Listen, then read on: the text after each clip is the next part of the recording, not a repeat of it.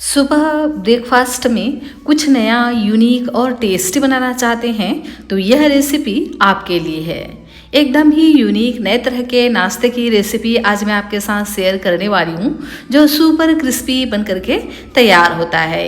एक बार इस रेसिपी को अगर आपने ट्राई कर लिया तो आपके बच्चे हफ्ते में 3 से 4 दिन तो इसी नाश्ते की डिमांड करेंगे। और ये बनाना बहुत ही आसान है, इसके लिए आपको पहले से प्रिपेयर करके रखने की भी ज़रूरत नहीं है। इंस्टेंट तरीके से इस रेसिपी को आप बना करके तैयार कर सकते हो और खाने में भी इसका टेस्ट एकदम ही बेहतरीन लाजवाब बन करके तैयार होता है।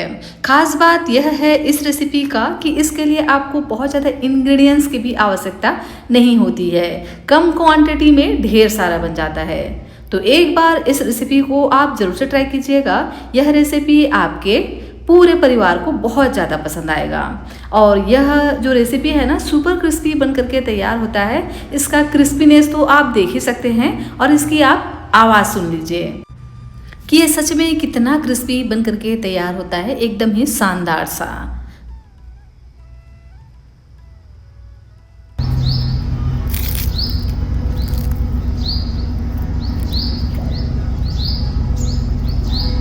है ना, बहुत ही क्रिस्पी सी है रेसिपी और खाने में भी इसका टेस्ट एकदम ही लाजवाब होता है। तो एक बार इस रेसिपी को जरूर से ट्राई कीजिएगा। चलिए फ्रेंड्स, इसे बनाना स्टार्ट करते हैं। हेलो एवरीवन, रितुस रियल रेसिपीज में आपका स्वागत है। फ्रेंड्स, आज मैं आपके साथ पोहा और बेसन से बनने वाली एक बहुत ही शानदार सी यूनिक सी रेसिपी शेयर करने जा रही हूँ तो एकदम लच्छेदार बन करके तैयार होगा। तो रेसिपी अगर आपको पसंद आए तो प्लीज़ आप वीडियो को लाइक, चैनल को सब्सक्राइब जरूर से कर लीजिएगा और इस रेसिपी को अपने फ्रेंड्स और फैमिली में शेयर भी जरूर से कीजिएगा। यह रेसिपी आप कहाँ से बैठकर देख रहे हैं यह भी आप मुझे कमेंट कर जरूर से बताना।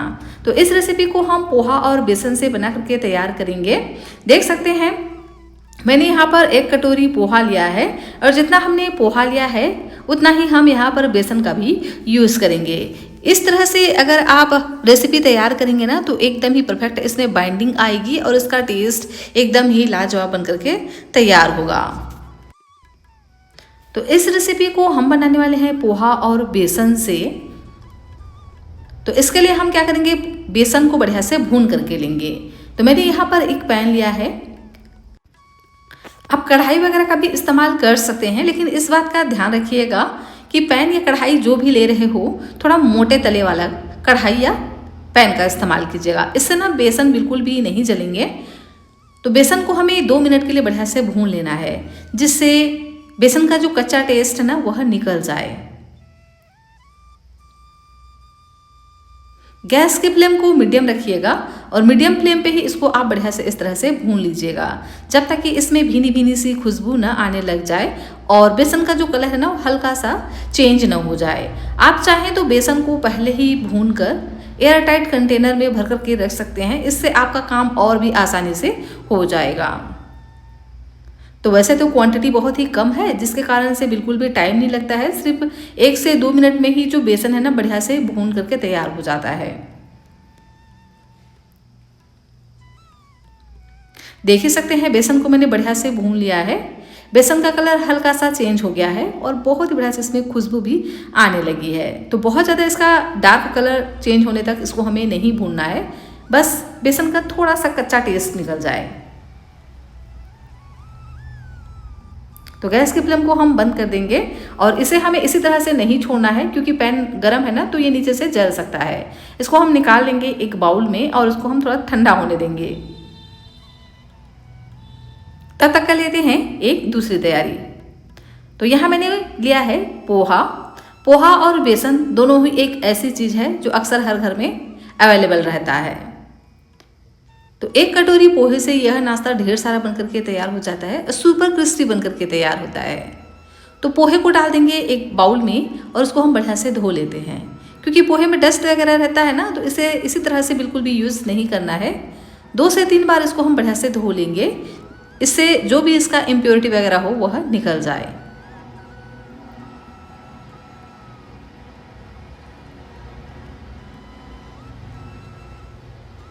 तो मैं इसको डायरेक्ट टैप से 2 से 3 बार धो करके ले आती हूँ।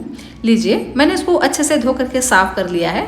देख सकते हैं एकदम ये क्लीन है और पानी इसमें बिल्कुल भी नहीं है। तो इसी तरह से इसको हमें तैयार करना है। तो पोहा अच्छे से फूल जाए, इसके लिए इसको हम 5 से 7 मिनट का समय देंगे। कवर कर अभी इसको हम साइड में रख देते हैं। पोहा जितना अच्छे से फूलेगा ना, उतना ही बढ़िया आपका नाश्ता बन करके तैयार होगा।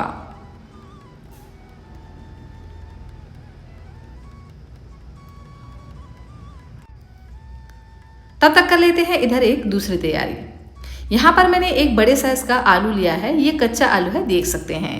अगर यहाँ पर आप कच्चे आलू का इस्तेमाल करेंगे ना, तो नाश्ता एकदम लच्छेदार बन करके तैयार होगा। वैसे यहाँ पर आप चाहें तो उबले हुए आलू का भी इस्तेमाल कर सकते हो, लेकिन होता क्या है ना, उबला हुआ आलू हमारे पास रहता नहीं है अक्सर। तो कच्चे आलू से भी इस नाश्ते को फटाफट से बना करके तैयार कर सकते हो और एक ही कच्चे आलू से आपका ढेर सारा नाश्ता बन करके तैयार हो जाएगा। तो आलू को छीलकर मैंने पानी में ही डाल दिया था, जिससे ये काले ना पड़े। अब हम इसको ग्रेट कर लेते हैं। तो छोटे वाले ग्रेटर के सहायता से इसको आप ग्रेट कीजिएगा। इससे क्या है ना, आलू के जो लच्छे हैं बहुत बड़े बड़े नहीं होंगे और एकदम ही आसानी से यह पक करके तैयार हो जाते हैं। अगर यहाँ पर आप मीडियम साइज़ का आलू ले रहे हों तो 2 आलू का इस्तेमाल कीजिएगा, क्योंकि यहाँ पर इस एक आलू का यूज़ हम 2 तरह से करने वाले हैं। आलू को मैंने पानी में ही ग्रेट कर लिया था ताकि ये बिल्कुल भी काले ना पड़े। अब हम क्या करेंगे, आलू का ना जो लच्छा है उसको अच्छे से निचोड़ते हुए निकाल लेंगे। बिल्कुल भी इसमें पानी नहीं होना चाहिए, इस बात का ध्यान रखिएगा। देख सकते हैं खिला खिला आलू हमारा बनकर के तैयार हो गया है। तो सारा पानी इसका हम इस तरह से निचोड़ लेंगे। फ्रेंड्स, आपसे एक रिक्वेस्ट है, रेसिपी अगर आपको थोड़ी सी भी अच्छी लगे तो प्लीज़ आप वीडियो को लाइक, चैनल को सब्सक्राइब ज़रूर से कर लीजिएगा और इस रेसिपी को अपने फ्रेंड्स और फैमिली में शेयर भी ज़रूर से कीजिएगा। और हाँ, यह रेसिपी आप कहाँ से बैठकर देख रहे हैं, यह भी आप मुझे कमेंट कर ज़रूर से बताना। मुझे यह जानकर वाकई में बहुत ज़्यादा खुशी होती है कि मेरी रेसिपी को ना लोग कहाँ कहाँ से देख रहे हैं। तो देख सकते हैं ना, आलू को मैंने अच्छे से धो करके साफ कर लिया है और इसका सारा पानी निचोड़ लिया है और इसको हम एक बाउल में निकाल करके अभी हम साइड में रख देंगे। इस आलू का यूज़ हम 2 तरह से करने वाले हैं, तो पूरी वीडियो को लास्ट तक जरूर से देखिएगा। अगर आपने इस वीडियो को स्किप कर देखा तो हो सकता है कि वीडियो का कोई भी पार्ट आपसे मिस हो जाए और आपकी रेसिपी परफेक्ट तरीके से ना बने। तो इधर मैंने 2 मीडियम साइज के प्याज लिए हैं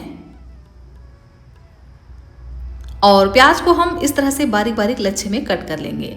जितना हो सके उतना हमें इसको एकदम पतला पतला और लच्छे में ही कट करके लेना होगा इस रेसिपी के लिए। इससे जो नाश्ता है ना एकदम लच्छेदार बन करके तैयार होता है। और बड़े साइज का प्याज बिल्कुल भी नहीं लेना है, छोटे छोटे इस तरह से 2 प्याज लीजिएगा। इससे ना इसके जो लच्छे हैं वह भी एकदम छोटे छोटे बारीक बारीक से तैयार होंगे। देख सकते हैं दोनों भी प्याज को मैंने बढ़िया से बारीक बारीक कट कर लिया है। इनके लच्छों को हम इस तरह से हाथों से मसलते हुए अलग कर लेते हैं।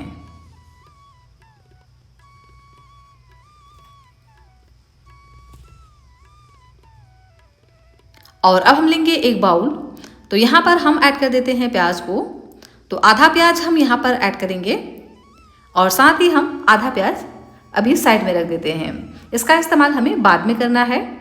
और सेम इसी प्रोसेस से हम आधा आलू भी अभी इस बाउल में ऐड कर देते हैं और आधा आलू हम बचा करके रख लेते हैं। इस रेसिपी के लिए ना तो बहुत सारे सब्जियों का इस्तेमाल होता है और ना ही बहुत सारे इंग्रेडिएंट्स लगते हैं। वैसे आप यहाँ पर अपने मनपसंद और भी सब्जियाँ ऐड कर सकते हैं जो भी आपके घर में अवेलेबल हो। सब्जियाँ तो सारी हेल्दी ही होती हैं, पर कम क्वांटिटी, कम इंग्रेडिएंट्स के साथ में कोई ऐसी यूनिक सी रेसिपी अगर आपको चाहिए तो इस तरह से बनाइएगा।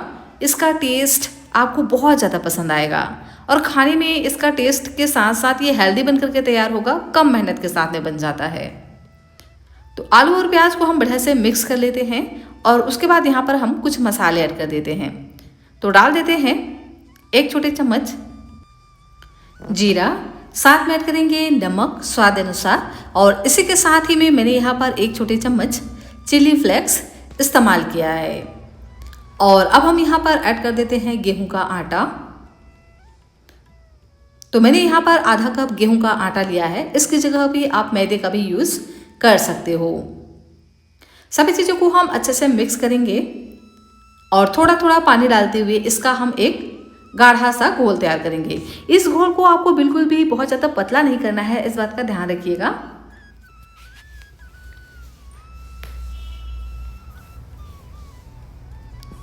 तो पानी थोड़ा थोड़ा करके ऐड करते जाएं और इस तरह से एक गाढ़ा सा घोल तैयार कर लें। अगर आपने इस घोल को बहुत ज़्यादा पतला कर लिया तो आपकी रेसिपी अच्छे से लच्छेदार नहीं तैयार होगा, इस बात का ध्यान रखिएगा।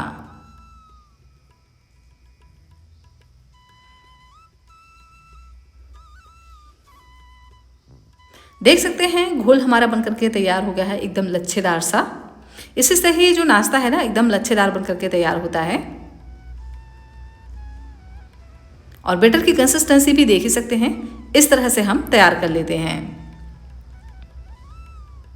और अभी हम इसको इसी तरह से साइड में रख देते हैं।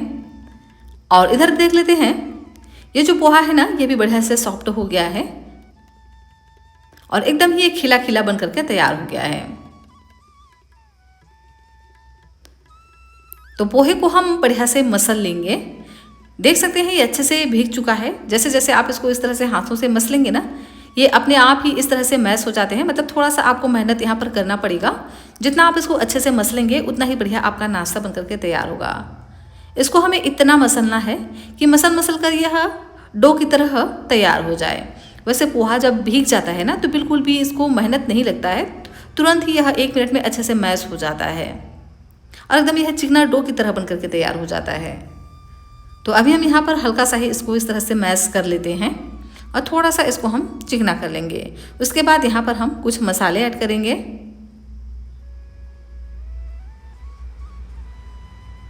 देख सकते हैं मैंने इसको बढ़िया से मसल लिया है। थोड़ा सा यहाँ पर पानी की ज़रूरत लग रही है, तो बस 1 से 2 चम्मच यहाँ पर हम पानी का इस्तेमाल करेंगे और इस तरह से इसको हम डो की तरह तैयार कर लेंगे। तो पोहा से तो आपने कई तरह की रेसिपीज़ बनाई होंगी, एक बार इस तरह से बना करके देखिएगा। इसका टेस्ट एकदम ही लाजवाब आता है और बनाने में भी बहुत ही सिंपल और आसान है।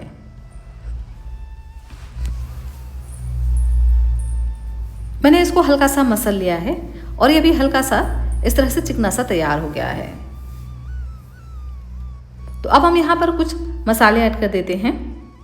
तो डाल देते हैं नमक स्वाद अनुसार। इसी के साथ ही में ऐड कर देते हैं जीरा आधा छोटा चम्मच यहाँ पर हम धनिया पाउडर ऐड करेंगे। इसी के साथ ही में ऐड कर देते हैं थोड़ा सा गरम मसाला, इससे ना बहुत ही बढ़िया सा इसमें टेस्ट आएगा।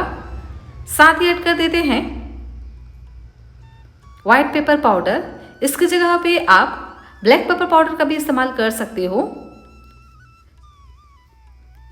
और साथ में ऐड कर देते हैं थोड़ा सा अजवाइन। जीरा जरूर से ऐड कीजिएगा, इससे ना फ्लेवर बहुत ही बढ़िया आता है।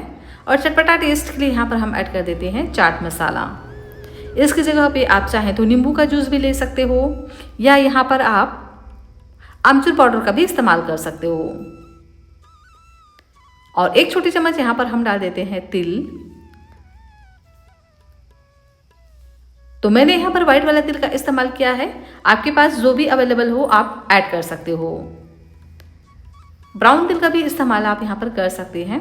और जो हमने प्याज को बचा करके रखा था ना उसको भी इसमें ऐड कर देंगे। और सेम प्रोसेस से हम आलू को भी ऐड कर देते हैं। जो हमने आलू को बचा करके रखा था ना उसको भी ऐड कर देंगे और इन सभी चीज़ों को हम बढ़िया से मिक्स करेंगे। जैसे जैसे आप इसको इस तरह से मिक्स करते जाएंगे ना तो जो प्याज और आलू है अपना पानी रिलीज़ करेंगे और ये परफेक्ट कंसिस्टेंसी में आ जाएगा।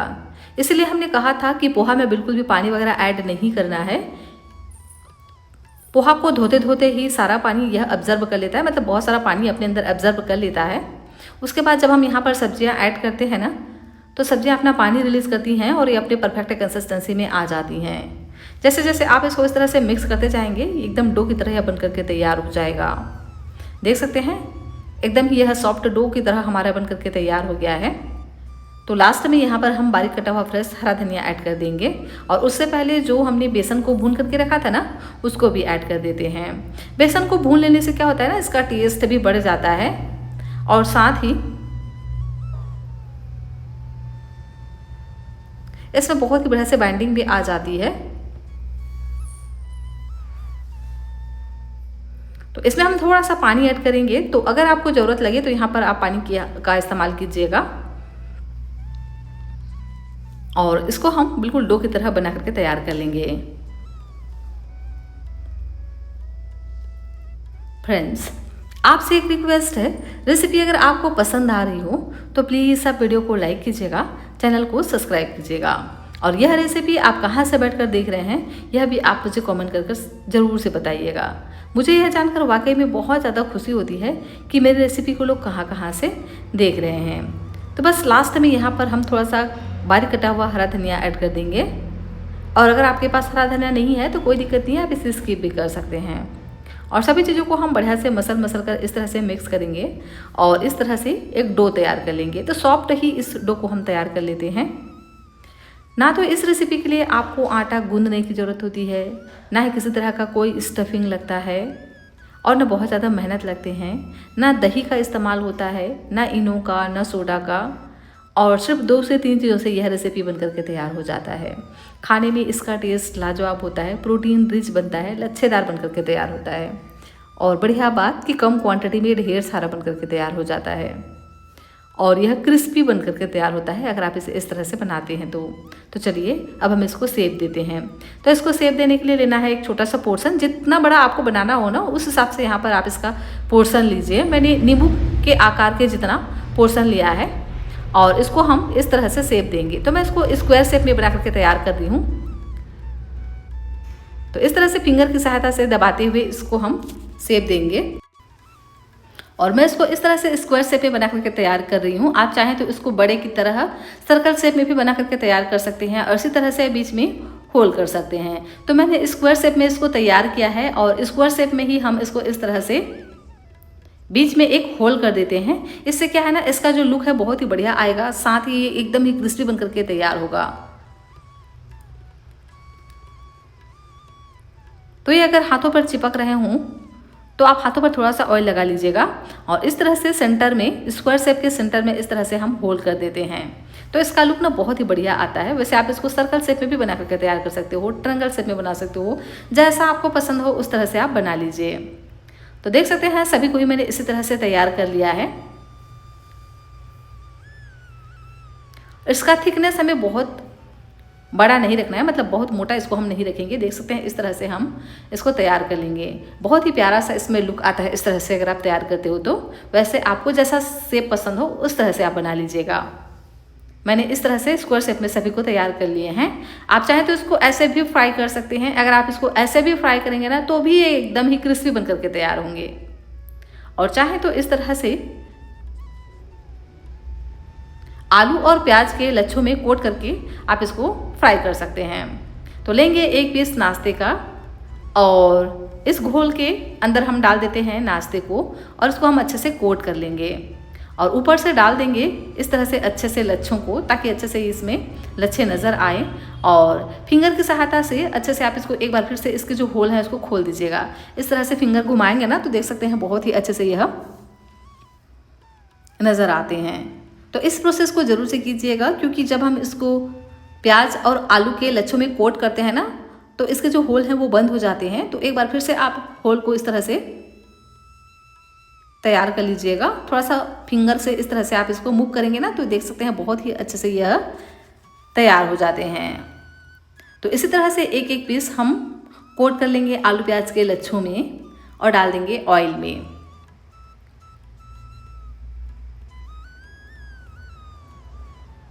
तो यहाँ पर मैंने 2 बड़े चम्मच ऑयल को पहले ही गर्म करने रख दिया था। ऑयल हमारा बढ़िया से गर्म हो जाए तो उसके बाद इस तरह से एक एक पीस कोट करते जाएंगे आलू प्याज के लच्छों में और डाल देते हैं ऑयल में। गैस की फ्लेम को मीडियम रखिएगा और मीडियम फ्लेम पे ही इसको हम बढ़िया से इस तरह से फ्राई करेंगे। अगर आपने इसको हाई फ्लेम पे फ्राई किया तो ये ऊपर से तुरंत ही रेड कलर के हो जाएंगे और अंदर से अच्छे से पक ही नहीं पाएंगे, कच्चे रह जाएंगे। और यह क्रिस्पी भी नहीं बनेगा। और अगर आपने इसको लो फ्लेम पे फ्राई किया तो ये ऑयल को ना बहुत ज़्यादा एब्जर्व कर लेगा अपने अंदर, ऑयली सा नाश्ता बन करके तैयार होगा। तो इसीलिए पहले आप गैस की फ्लेम को हाई रखिए, हाई फ्लेम पे ऑयल को पहले गर्म होने दीजिए। उसके बाद एक एक पीस इस तरह से डालते जाइए और सिर्फ 1 मिनट के लिए हाई फ्लेम पे इसको आप पकने दीजिए। उसके बाद गैस की फ्लेम को मीडियम कर दीजिए और पूरे नाश्ते को आप मीडियम फ्लेम पे ही बढ़िया से फ्राई कीजिए। इससे एकदम ही क्रिस्पी से बन करके तैयार हो जाते हैं। और देख सकते हैं इसके जो होल है ना वो हल्के से बंद हो जाते हैं। तो इस तरह से आप नाइफ की सहायता से घुमाते हुए इसके जो होल्स हैं उसको खोल सकते हैं। इससे अंदर तक भी यह अच्छे से पक जाते हैं। वैसे तो हमने यहाँ पर बेसन को भून करके लिया है ना, तो बिल्कुल भी यह कच्चे नहीं रहते हैं, लेकिन इससे इसका जो लुक है ना वह भी बढ़िया आता है। तो मैंने इसको 2 से 3 मिनट के लिए बढ़िया से एक साइड से पकने दिया था और ये अच्छे से पक चुके हैं। तो इसके हम साइड को फिर से चेंज कर देते हैं और नीचे से फिर से इसको हम पकने देंगे 2 से 3 मिनट के लिए। देख सकते हैं ना क्या शानदार सा इसमें कलर आया हुआ है।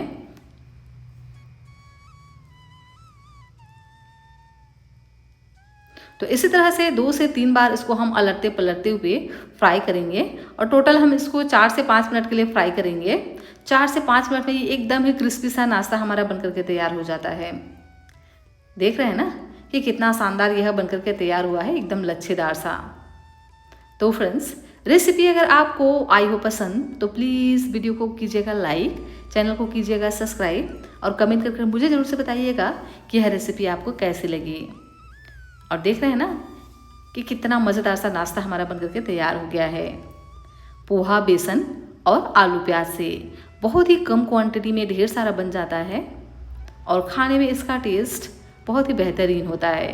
तो अगर आप भी नए नए नाश्ते के शौकीन हैं, चाहते हैं कोई नई यूनिक सी रेसिपी जो एकदम इंस्टेंट तरीके से बन जाए, तो इस रेसिपी को आप ट्राई कीजिएगा। इसे आप दही, चटनी या फिर केचप किसी के साथ भी खा सकते हो। ये सभी में ही परफेक्ट जाते हैं। या आप इसको ऐसे भी खाएंगे ना तो भी इसका टेस्ट एकदम ही लाजवाब रहता है। तो फ्रेंड्स, पोहा में बेसन डाल दो और बनाओ इतना क्रिस्पी नाश्ता कि आज तक नहीं बनाया होगा। पोहा बेसन की इस यूनिक सी रेसिपी को एक बार ज़रूर से ट्राई कीजिएगा। यह रेसिपी सच में आपको और आपके पूरे परिवार को बहुत ज़्यादा पसंद आएगा। देख ही सकते हैं इसका लुक भी कितना लाजवाब आता है। तो रेसिपी तो एक बार ट्राई करना बनता है। तो एक बार ट्राई कीजिएगा। रेसिपी पसंद आए तो वीडियो को लाइक कीजिएगा और कमेंट कर मुझे ज़रूर से बताइएगा कि यह रेसिपी कैसी बनी।